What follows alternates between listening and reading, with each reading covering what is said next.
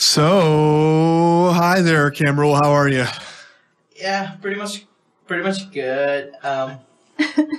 So we're here today with Camrul and Susan, and Camrul is from Duquesne University, and he is a MBA student there, and he's being the producer of the podcast, Camrul, today. And Thank we you have very much. Susan Nielsen, is that right, or is it Nelson? It's Nielsen, who is with Kiva Zip, and that's our guest today, Camrul, which is really super exciting. Yay. Because Kiva is really important moving forward, and it's something that we're really passionate about here at the hardware store is new economy and thinking about how more people can have more opportunity and how we can get rid of some of the equity gaps that plague our city, our country, and our international culture. So we're just going to have a very kind of relaxed conversation, and Susan's going to tell us all about Kiva and all about Kiva Zip. So what's Kiva? So Kiva is an organization that's almost 10 years old, headquartered in San Francisco, but has a very well-known international presence. They facilitate microloans to entrepreneurs all across the world in over 70 countries and are connecting. Okay, so I don't even know what a microloan is. Let's tell everybody, like, just kind of like from nuts and bolts. Like if I'm a small business person or somebody who has a passionate about an idea, like what specifically can Kiva do for me? Well, sure. If you're in the U.S., then you would fall under the umbrella of Kiva Zip, which is a newer initiative, a newer program from Kiva. And it's a separate website. And the most important difference between the two, Kiva.org offers these microloans through crowd-funded capital through their website to individuals mainly in other countries. And then Kiva Zip, which is only in the U.S. and Kenya, offers these microloans to new and existing entrepreneurs, but they don't use a middle person. With Kiva, you use a microfinance institute. So that can be a small bank. It can be connected to a larger bank. It can be a credit union. It can be fairly informal, but it is some kind of agency that's going to funnel those funds to entrepreneurs in other countries. So this is a really neat idea, right? Like it's the idea that a community of individuals can help support someone's work, right? Someone's small business, whether it's national or international. It's that people can come together and collectively loan money to a business person. Is that the idea? Definitely. Kiva is the first peer-to-peer lending website. This new idea of taking the crowd's energy, the crowd's resources, and funneling it into the hands of individuals who wouldn't have it otherwise. So give me some examples of projects that Kiva kind of holds up as like these really successful things. I'm more familiar with Kiva Zip. So Kiva Zip we talk about them in tandem because they are definitely connected. But Kiva Zip, the really novel thing about it is that 100% of that loan capital, 100%, if you go on the website and lend $5 to an entrepreneur who lives in the same city, in the same state, in the same country, all of that, 100% of those funds are going to go to that individual. They're not charged any interest. So this Kiva Zip, I think, is one of the projects that Kiva.org, the kind of larger umbrella organization and nonprofit, would point to as this. They're really pushing the envelope. So like, I want to open a donut shop because I really like donuts. I actually had 2 donuts today, which were totally outside my diet. That's a great choice. And I even threatened my girlfriend with it last night. Like what were we watching? But somebody was eating donuts on TV. Oh, Louis C.K. or something like that. And I'm like, I really want a donut. And I did this morning. Kogo's donuts, nonetheless. So not even like good donuts. Just Is that a good place to go? I don't think it's a good place to go. So I want to open a donut shop, right? But I need some amount of money to do that. And I have a big dream. And I'm a really hard worker. And so the idea is then that like you and Camrul could loan me the money. Absolutely. And you have a website that makes this all safe, secure, and doable. Is that That's right? the idea. And the other really important thing is that we're not weighing the judgment on whether you're creditworthy or not on how you look on paper. Mm-hmm. So we're not looking at your personal assets. We're not weighing it on your credit score. We're looking at your character in the community. So we're asking individuals who know you to vouch for you, basically. And that is the collateral. That's what makes you worthy of a loan or not. So it doesn't matter what my business idea is. All that matters is the will of the people. Yes and no. That's actually a really good point, because a lot of people have what seems to be a really good business idea, but then you put it on the website after doing some legwork and finding all the appropriate, profiles and people to vouch for you on the Kiva Zip website. And then lenders from around the country might not lend to it. They might not feel like it's a great venture. It might not resonate with them. We don't know exactly what makes a really appealing loan to people, because it's different for everyone. Yeah. So is this something you're already kind of seeing? Are businesses in Pittsburgh seeking crowd-funded loans mostly being funded by their neighbors, or are they being funded from people all over the country? It's a mix, definitely.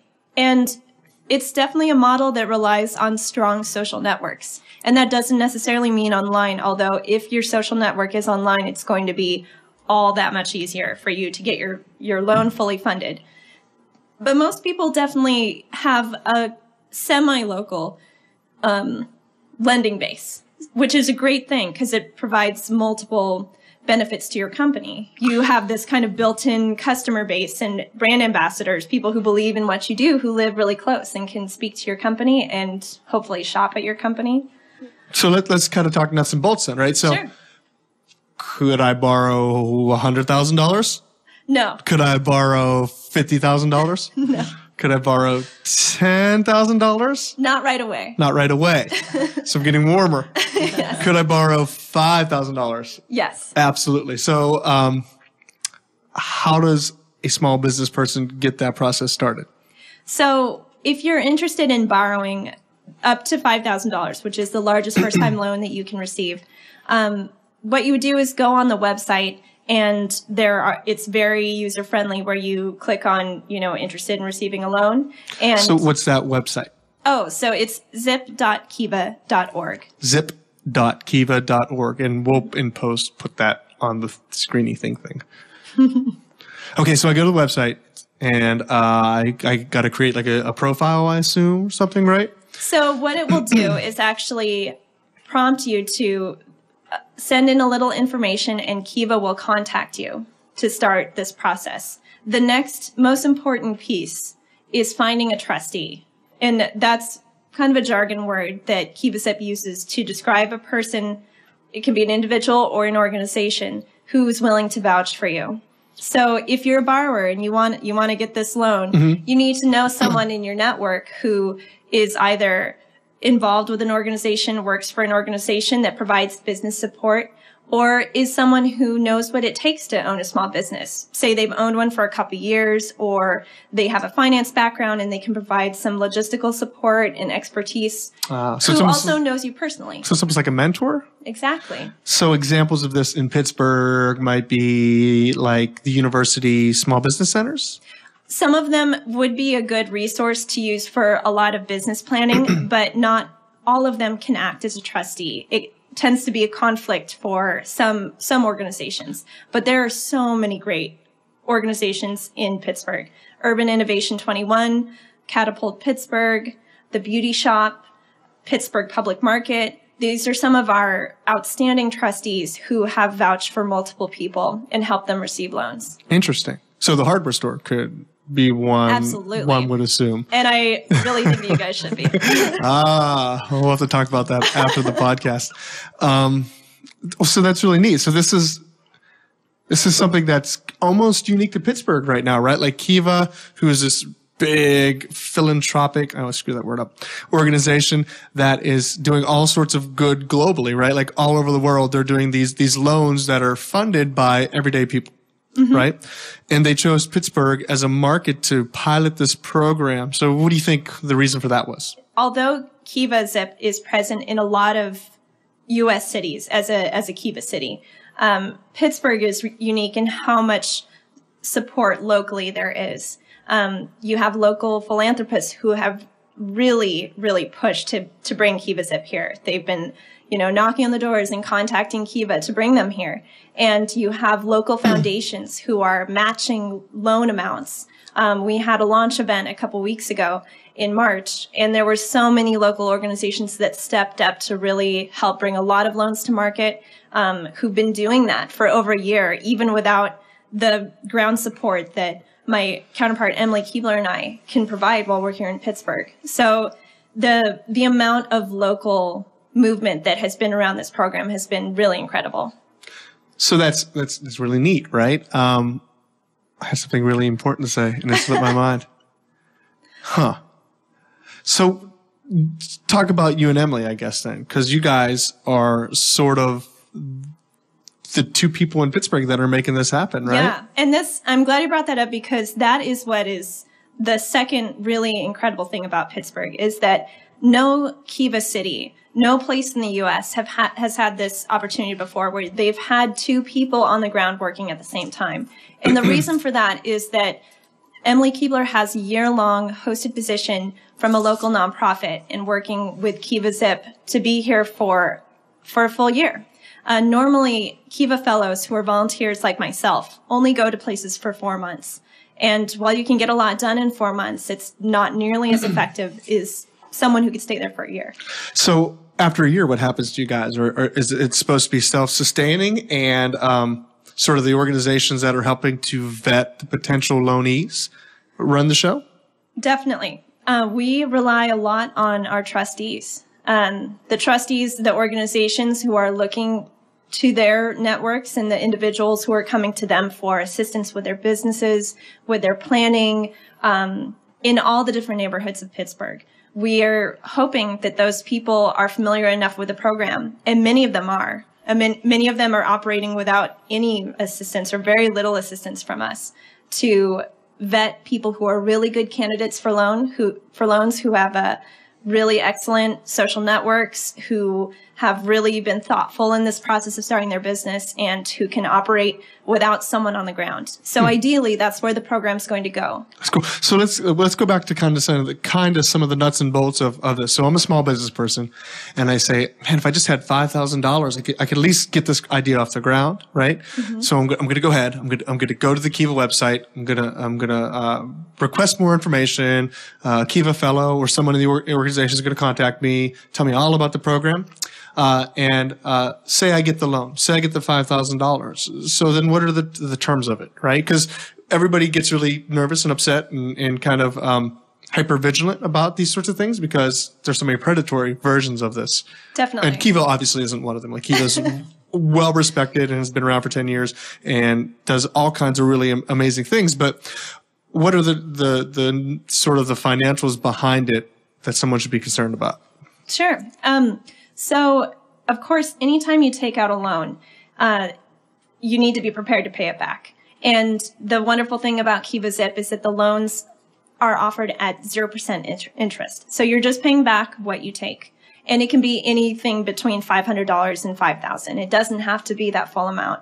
We definitely encourage people to hedge on the side of caution, be prepared to pay it back, because there's not much of a grace period offered.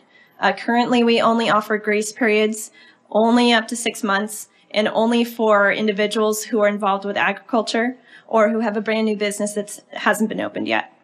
Interesting. So if I'm a small business person or just an individual, right, and I take out this $5,000 loan and I find out that I can't pay it back, what happens? Does that ruin my credit? So it's not going to affect your credit score, because that's not one of the criteria that we use to determine if you're a good candidate for it. What it will jeopardize is your social relationships, your relationship with your trustee. It'll be hazardous to your personal network that you probably reached out to help fund your loan. And then on the website, that percentage or that default rate will always show on your profile, and it will always show on the profile of your trustee. So it's also doing that damage to their reputation online. So the inherent risk of taking a loan from Kiva Zip is that if I'm unable to pay it back, I am sort of violating the community trust. Like, this is how Kiva has very elegantly positioned this process, in that I am using my social collateral to borrow from the community, and by not satisfying my obligation back, then that's positioning me in a negative way. So it's almost like using social networking in peer pressure, if that's the right word, right? Yeah, definitely. To kind of make sure that people do the right thing and plan well and are mindful about the responsibility of taking out a loan like this, right? Excuse me. Absolutely. It's amazing how that's come across just in the numbers returning and what they've seen. And Kiva Zip is still in a pilot phase. It's not even 2 years old. And so seeing these numbers come back that reflect the stronger the personal relationship between the borrower and their trustee, the higher the repayment rate. If the trustee knows the individual more than a year, then the repayment rate is above 90%. If they've known them for less than 6 months, it hovers in the 80s, the mid 80s. Interesting. So it really shows that there is so much power in that when you are borrowing from your friends and family and you're relying on this network, and it's in this very public sphere, that there's a lot of power in that. So this is what we find most interesting, right? So on the side, we run Crowdosaurus, other than the stuff we do at the hardware store. And, you know, I don't know if it's a generational thing. I don't know if it's a regional thing, but there's a genuine interest of a lot of people to look at new ways to kind of move entrepreneurship forward, to move small business forward, just to move the social good forward, that it doesn't have to always be this predatory for maximum profit model. And Kiva kind of exemplifies that in so many ways. And they've been doing it internationally for a decade, like you said, and now they're starting to roll this out for American small businesses too. So where do you think that comes from? that desire to do good? Yeah, sort of like it seems like it's a paradigm shift, right? Like yeah. I don't know how old you are. I could wager a guess. It may be offensive. It may not be. I don't know. So we won't do that. But there's been this idea that, you know, when I was growing up, that you start a business and your goal is to make money. That your obligation is to make money. It's to make money. So just make some money.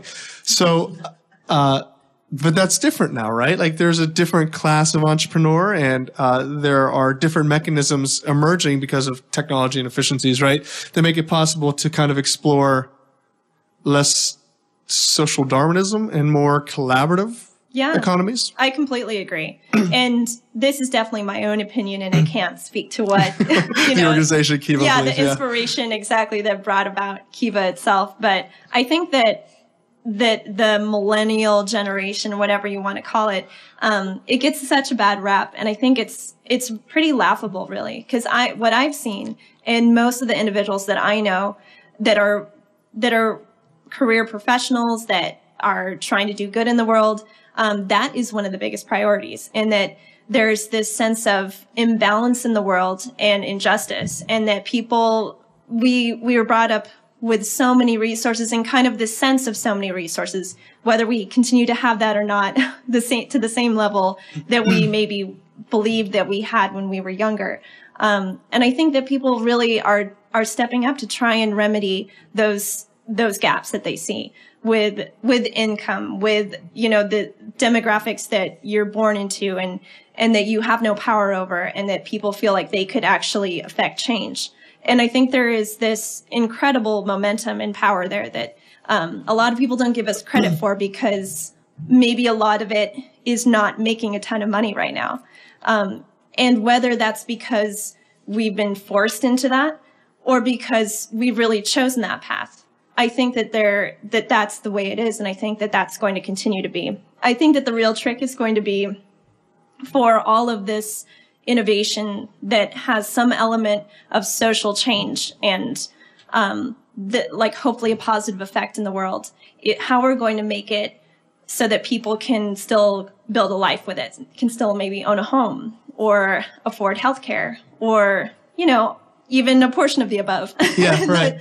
So I think that is going to be where the next step is in terms of these businesses that people are creating. And I think that hopefully this balance continues. I think it will. I think that, like, optimistically, that our generation is going to come up with some really great ideas to do that, and that Kiva and Kiva Zip are, you know, just two fantastic examples of that. So that's one of the reasons why we wanted to have you guys on so badly is, as we've explored Crowdosaurus and looked at what a regional crowdfunding ecosystem might look like, and how do you make that robust, and how do you make that healthy, and how do you make it so that for every person that has an ask, right, that there's 100 people that are interested in the work that they're doing and are able to contribute small amount of capital to that project, right? And it's very difficult here in Pittsburgh, right? Like it's Pittsburgh is, for all its greatness and all of its, willingness to give to charity and nonprofits, because I think we rank as one of the highest metropolitan areas as far as giving to nonprofits goes, still hasn't figured out the value of crowdfunding, right? Still hasn't figured out how a small group of people can put in a little bit of money, a little bit of resources, and give someone a real opportunity to kind of explore something that can, be a profitable business, can create jobs, or it can be, something that maybe is more designed to help a community grow, be more resourceful, be more engaged. So I wonder if in your staff meetings of 2 with you, with you and Emily, if you've solved this problem, right? Like, have you figured out what it's going to take to educate the lay people, right? Mm-hmm. Not just the nerdy geeks like me and Cameron, or not just the entrepreneurial and the startup people that are doing, really well at building community right now, but just grandma. Like, what do we got to do to get grandma on board so that she'll throw $20 at a project? Yeah, no, that is such a great point to bring up. And it's such a thing. It's something we think about all the time, because a lot of the people we're trying to reach, some of the people who need these loans the most, are people who are not familiar with having an online presence. They don't understand crowdfunding, let alone how to log into email or something like that. Mm-hmm. So, which is one of the necessary things that you need to have to get, to access a model that exists entirely online. So that's something that I actually think that we should be bringing back to Kiva, just because they are sending people out into the field all over the world. People who have even less familiarity, I would say, in some instances, not in all, in other countries where people have never even seen a computer, maybe, mm-hmm. or really don't understand what it means to say, yes, you can put my image on the internet. I don't know what the internet is, but that sounds okay. Yeah. So I think it's really about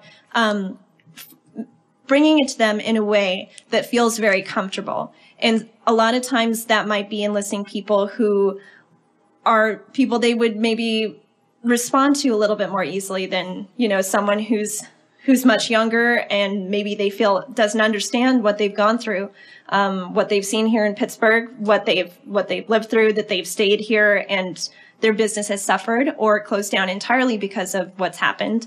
And they're like, well, what do you know? What do you know about it?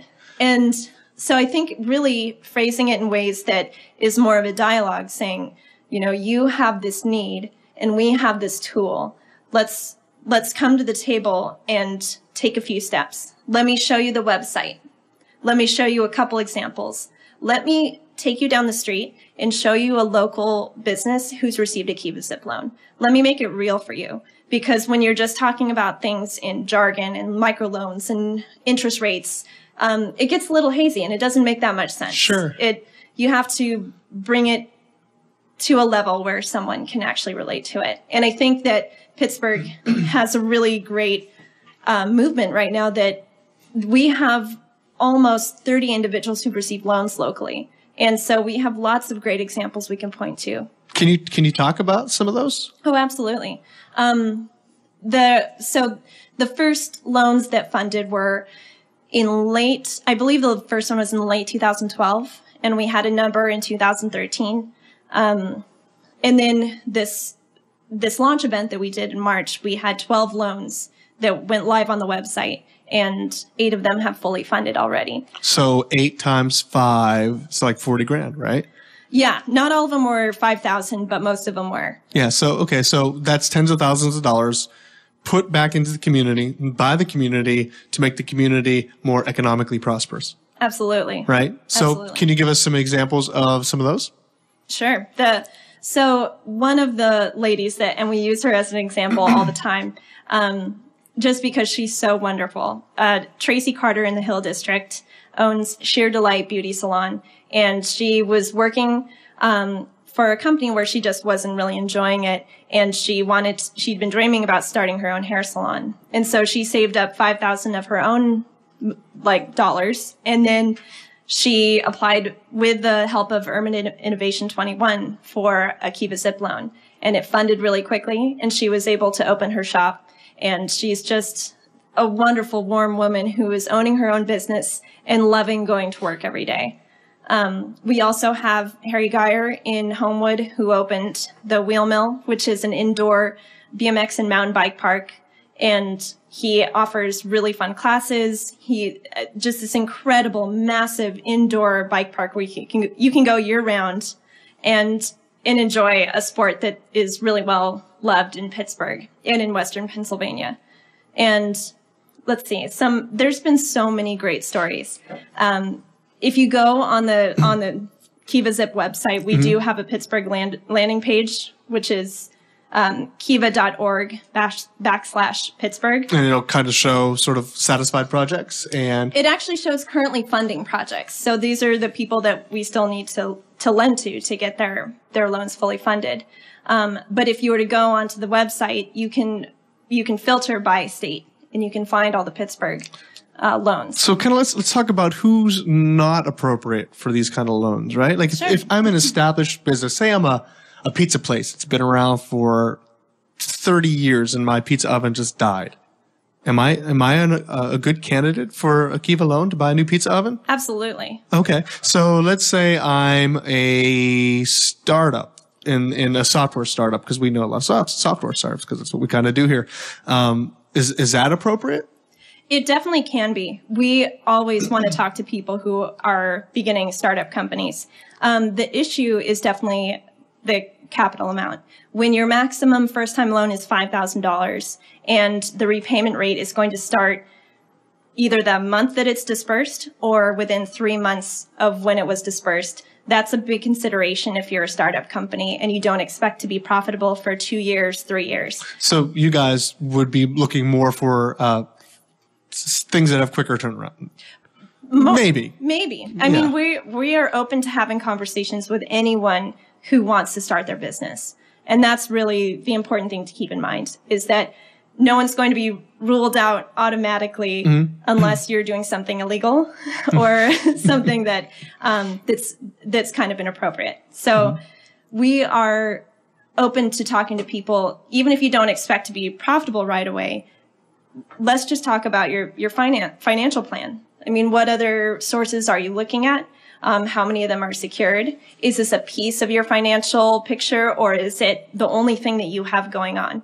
And how far will that get you? So in theory, somebody could combine like a Kiva Zip loan with a credit union loan with existing resources and have a package. Definitely. And you guys, or maybe not you guys, but the organization that would help vet the group, right? Like they would help figure out the plan, or is there guidance there?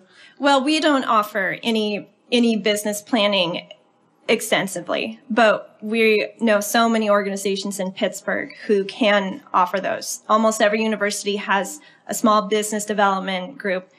There are, nonprofits like the ones I mentioned who are already trustees who provide services that can help you make sense of your financial picture, who can help you, can point to the different educational programs that can give you the tools to keep your business going. What if you are a business that's losing money? Would that be something that Kiva would shy away from? So let's go back to the pizza shop again. I'm a pizza shop, been in business for 30 years, but I'm losing money now, and I need $5,000 for advertising or to reimagine my brand. Would that be something that's at least worth a conversation? Yeah, absolutely. And just what you said is exactly the type of thing. I mean, if you're looking to keep that business alive, I mean, advertising and reworking your brand, doing some kind of marketing campaign, something along those lines are exactly what you need to do to keep your business going. Maybe renovating a portion of the the street facing part of the restaurant. Those are all things that are definitely worth having a conversation and seeing how we can help.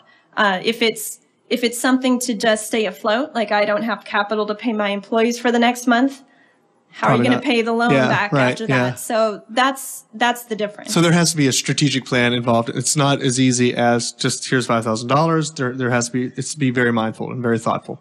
It is. It is. I mean, we want people to be very thoughtful about what they're taking this loan on for. There's lots of crowdsourcing ideas out there, websites out there, and a lot of them are, donation only. So there's a big difference when you're taking on something that's a loan that you're paying back. Mm-hmm. And when people lend through Kiva Zip and through kiva.org, they're doing it with the knowledge that it's a loan. It's not a donation. So there's a really big difference in that mentality. And so in terms of what you're using that for, the business owner needs to keep that in mind. And if I remember correctly, so you can borrow $5,000 and you can pay it back. And then next year you would be eligible for up to $10,000 if you wanted to have an expansion phase after that. Mm-hmm. Absolutely. So if you pay your first loan back on time, you can apply for a $10,000 loan for your second loan. And there are increasing increments after that, as long as everything is paid back on time. So is Kiva Zip's hope to one day keep scaling that amount more and more and more so that eventually someone could borrow $100,000 potentially one day? Maybe in the future? I can't really speak to how big they would be willing to scale that. I think it'd be a measure of how much the lending force could actually support. I mean, could you get enough people to loan enough capital to a $50,000 loan? I don't know. I don't think they've ever done that before. Yeah. So, if you just look at crowdfunding in general, though, right? I mean, there are $250,000 projects even here locally that have been able to raise over $250,000 just on the idea and the premise of the business and the social good that it was going to do. Yeah. Excuse me. So I did something really dumb before this podcast, like I ran, and I haven't run in like a year and a half. And so now, like the back of my throat's just kind of like, why did you run? That was dumb. Who runs before a podcast? So all this throat clearing and general awkwardness of my voice is that. Yeah. And I think that's a really great point, that there are other websites that have shown that, yes, that this crowdfunding model in general can support loans that large. I think that the issue is just the amount that we can say, yes, you're probably going to get this amount. The percentage rate of how many people actually fully fund is still in the upper 90s, which you can't say of most, other crowdfunding campaigns. Right. Yeah. So that's something to be considered as well. But we definitely, if there was room for it, and if the Kiva Zip lending base grows large enough to support that, then I think that's definitely something that would be on the table. Well, I'm going to get on a soapbox now because I tend to do that at some point on the podcast. But, we talk so much in the culture about inequity and about the 1% and about how powerless so many of us feel like we are to change our economic situation or change the economic direction of the country. But crowdfunding is really the answer. Like, people have the ability now with technology, with crowdfunding websites, there's over 800 of them, to really choose where they want to focus their disposable income. And if more people do it, if it's 50% of the population rather than whatever it is now, I don't know the statistic, I'm going to guess it's less than 25%, and do it more frequently, that really does change the economic system in a way that can be slow and gradual and healthy and can help us reimagine what, regional economies look like, what neighborhoods like Allentown where we're located look like. And it's just a matter of communicating the value, I think, out to the everyday people. And so that they can see that they do have power over the direction of the way things are going. They do have economic power. They just have to be resourceful and band together around the ideas and things that they're passionate about. And so that's why Kiva Zip's so awesome, right? Because this is testing that model out, testing it out in a very sophisticated way, testing it out in a way that's providing opportunities to all sorts of small business people, but it's also in a very responsible and sort of thought out way that some of the other crowdfunding sites don't necessarily deliver. So, you can go to dozens of crowdfunding sites and put up whatever sort of crazy idea you have. And some of those get funded and some of them don't make it and some of them don't deliver on their promises. But here's this whole system that you guys have created of trustees, of fellows, of regional support networks, right? That can help vet and ensure that there's a higher success rate. So that's really cool. So you're not a Pittsburgh native. No. You don't have a Pittsburgh accent. And we sort of had a rule about that. We were only going to talk in thick Pittsburgh accents on the podcast. So I won't embarrass you by trying. that's true. So where'd you come from? I grew up in Alaska, and What's the weirdest thing you've ever done in Alaska? What's the thing that Pittsburghers would be like, oh my God? Well, there's so many things. It's funny, the things that feel normal when you grow up with them that don't seem normal. Like wrestling grizzly bears. Yeah. Like calling packs of wolves down from the pine trees to like defend you. No. Not maybe a little. Where I grew up, there is just a ton of snow, and that was just normal. Every year you would have, tons of snow. I mean, the loaders would go all night long to clear the streets, and there was never a snow day. You just had mountains of snow. I mean, an average of over 300 inches at sea level, and in the mountains around the town, 900 inches. It's just a lot of snow. And people are like, how did you function with that? And then the other thing was, I played sports growing up in high school. And so when I found out that other high schools would have like a Tuesday night game, they would just drive to another high school, and there was only like 40 minutes away, and play the game and then go home that night, was astounding to me.